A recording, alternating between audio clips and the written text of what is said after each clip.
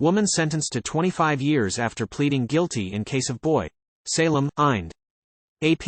A Louisiana woman was sentenced Tuesday to 25 years in prison for her involvement in the death of a 5-year-old Atlanta boy whose body was found last year in a suitcase in rural southern Indiana.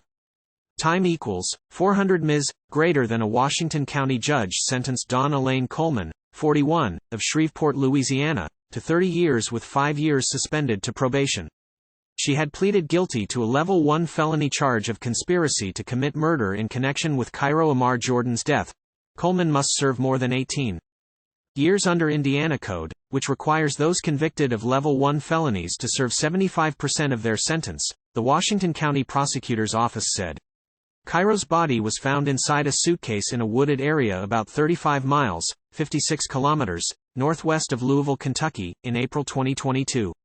An autopsy found that he died from vomiting and diarrhea that led to dehydration, Indiana State Police said. Investigators said Cairo had died about a week or less before a mushroom hunter discovered his body in a hard suitcase emblazoned with a distinctive Las Vegas design. He was buried last June at a Salem, Indiana, cemetery after a memorial service where a police chaplain called the then unidentified child an unknown angel.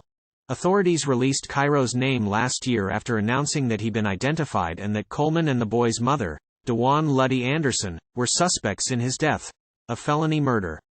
Arrest warrant was issued for Anderson in November 2022, but the Atlanta woman remains at large, the prosecutor's office said Tuesday.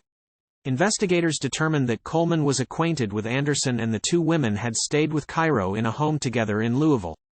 Authorities alleged that Coleman helped Anderson dispose of Cairo's body in April 2022.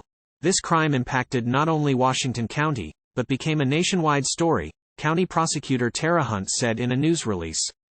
The victim in this case was an innocent child who was barely 5 years old.